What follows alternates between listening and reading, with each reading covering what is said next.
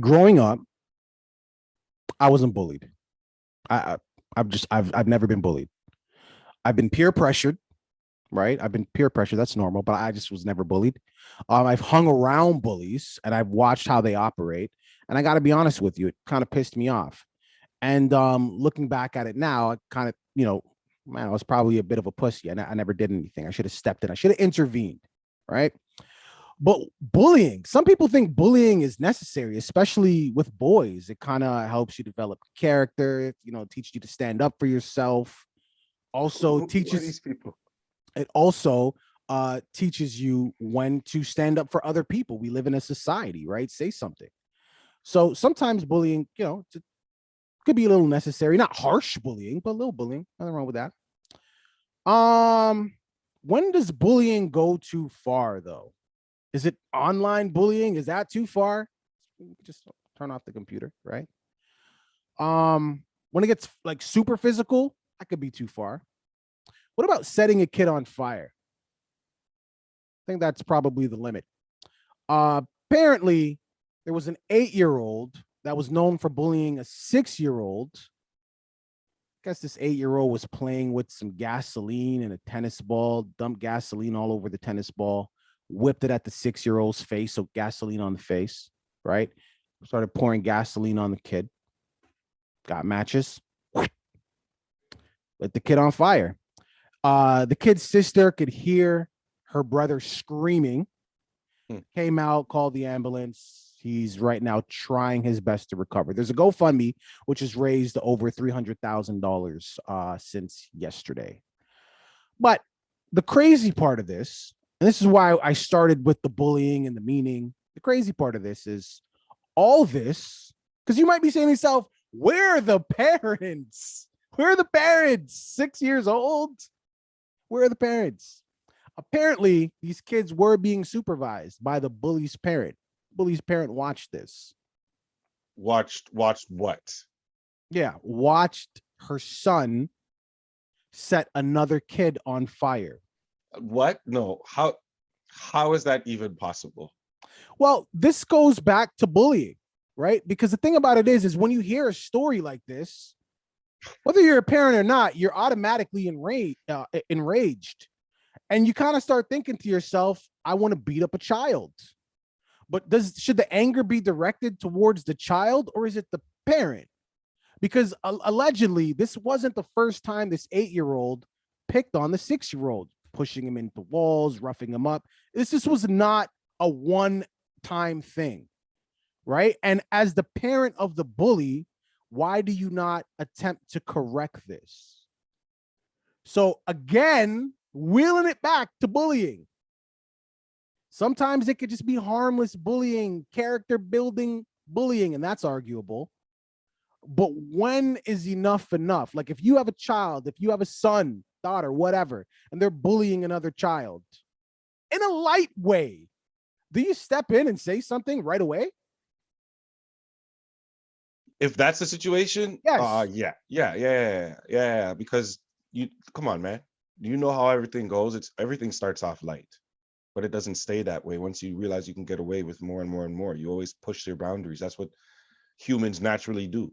So it might start off light this year, but by 4 years from now, then you're the baddest bully on the block. So yes, if you know your child is bullying and they're engaged in it, you got to try to stop it. Like you can try your best though, but I You're can not. guarantee you if they're hanging around people that already engaged in that type of thing, then you know that's going to be a hard time doing that. Now, this is the conflict that I have because this is the conflicts between parental supervision and what's required of the parent, and then what is actually required of the school while the child is in the care of the school while they're there. You know, what is the responsibility? How much responsibilities should the staff at the school take as far as some aspects that could be considered parenting, discipline, right?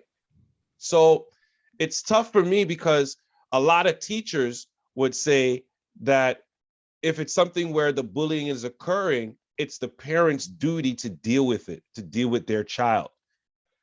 My conflict comes because the bullying happens at the school. Thank you. And sometimes the teachers see it, but they have the mentality that that's not my child. It's not my responsibility. And see, when that now comes out and it grows and it enhances, and now they have cliques of people, because you, for 1 second, you're not gonna have me believe for one fucking second that we have a school where there's a clique full. Every school has their cliques that do all their different things, right? The teachers in the school know. They know what clique is what, who hangs out with who, because I know for a fact that even if I was the age to be going to one of these schools, if I walk in that building and I don't go to that school, you get noticed immediately these days. Oh, of course. Stand right out. A teacher you don't go to this school, and you could be the same age as those kids. So if you can recognize something like that, why is it that the teachers can't recognize the bullying? And, they may hate me for this, but try to do a little bit more as far as consequence, as far as accountability, whether you want to hold the parent accountable or whether you want the student to feel like they're accountable in one way or another. So I'm glad you went there. Because I do have a question about that. Just for clarity again, this did not happen at a school. It happened. These two kids lived in a building. But the bullying, yeah. Of course, that's enabled. The enabling of the bully has to continue somewhere. Oh no, and of most course. times it happens at the school, is what I'm saying. And even with that, I do think it's a teacher, principal, superintendent of this. I think it's their responsibility. When I send my child to your school, you are responsible for my child's safety, period. Right? When you sign or register your kid for school, you actually have to let them know who is able to pick your child up. You got to do that. And for obvious reasons, you don't want your school to give your kid away, right? Obviously. But why do you do that? Because you're entrusting the school. Rather, why does the school need you to do that? Because they need to know that they're protecting your kid. It's the exact same thing. If my kid goes to your house, I'm entrusting you with my kid's safety. It's the same thing. Teachers, 100%, you have to do that. You have to intervene. Now that that's out the way, Mr. Legal Mind, this is obviously going to go to court. There's going to be a trial here. Yeah, right? I'm dying to hear what you have to ask me here. Whose fault is this? What? The kid or the parents? Who gets charged? The kid is 8. The person who commits the crime is the one who gets charged. Okay, great, fine, wonderful. This kid is in an intensive care unit, burned head to toe. His life forever changed.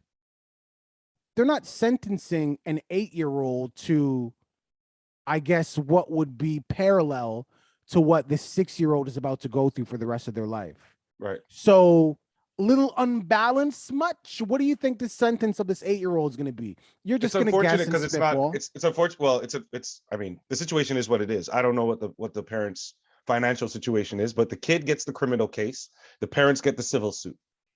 So the parents get the damages, the medical bills, psychologists, whatever they got to do for the future to keep that child comfortable and try to keep it as emotionally de-stressed as possible. That's going to come on the parent of the bully. So they got that to look forward to. As far as time served, there's juvenile detention centers, man, and the kid is going to be sentenced to something. He's going away. It's not going to be, in the eyes of the law, it's probably not going to be anything that's significant for the actions that were caused, but it's the way the legal system's set up. And that's just the way it is. I left one thing out here. Before this kid was set ablaze, this 8-year-old was, teasing the 6-year-old, and the 6-year-old responded, tried to defend himself. The 8-year-old left and came back and started the tennis ball thing. Mm-hmm. So I guess remember you talked about crime of passion earlier, heated in the moment. Right. The kid walked away. Right. So in that walking away, had time to. That was him planning. That was him going to get whatever he needed. That's exactly what that was. Yeah, there's something wrong here. Which is why he serves the time. Yeah, you can't, like, the mother, however he was raised, obviously contributed to that, but the mother didn't control his body and make him do those actions. He did that himself. So that's the way it's going to be seen. That's the way it's looked at in court. Yes, is it her job to supervise and to watch and to do all of that stuff? Absolutely. Did she fail in that aspect? Absolutely. Does she control her son's body? Unfortunately, not. The person who did the actions is the one who is going to do the criminal time. So that's just the way it goes. I want to end it here. I posted this on my story, and I want to know what you think here. So when I posted this on my story on the gram, I said, "Hey, this happens to your kid. What are you gonna do? Are you calling the cops to let them handle it, or are you fucking that kid up?" Now, before you answer, the majority of the people who responded, they're fucking that kid up. They're not letting the cops handle it. What are you doing? Well, majority of those people are talking shit. I honestly believe that. Everybody Okay. can talk and say what they're gonna do, whatever. I do believe majority of those people would obviously get the authorities involved in one way or another, whether it's a legal way, whether it's to let them know somebody committed a Oh, I crime. mean, oh yeah, for sure, for sure, for sure. Of Uh, course, you have to. but I'm telling you, a lot of those people that responded were just talking. Like if it really came down to it, and now there's an 8-year-old that did this to my 6-year-old son. Yeah, I could talk about it all day, but majority of those people aren't actually going to go and try to kill an 8-year-old themselves. Is all I'm saying. I'm So, thinking realistically here. oh no, That's an and 8-year-old that's kid, and yes, I'm mad. But am I going after the kid? No. Will I go after the parent? I don't know. That might be actually more likely an instance where I would go after the adult. But then in that case, should I go after the adult? Are they right to be blamed? You know what I'm saying? Like I'm thinking on my end, realistically, I would be super enraged. I would definitely feel like I wanted to hurt somebody, definitely 100%. But I would probably not end up doing that. Just me. I don't have any kids though, right? So it's hard for me to talk. it's weird because as you say, I'm trying to picture myself in real time. So the kid, my child is doused. They're in the ambulance. My world is upside down. Right. 100 different emotions, And you and found out about it there. No, after. no, no, no, no. I'm putting myself in real time, and there is the 8-year-old right in front of me with their parents talking to the police, and I'm trying to think what my body would do, and I can't because that. And then I try to think, okay, put an 8-year-old's body. We know 8-year-olds, a little frail thing. Put an 8-year-old body in your hands, shake, even just shaking them. And I automatically even feel wrong doing that. So I don't know. I don't know. That's all I'm saying. That's all I I'm don't know. saying. When I actually think about it, if you want me to give you a sporadic response, which is what you probably got from Instagram, I'm fucking the kid up.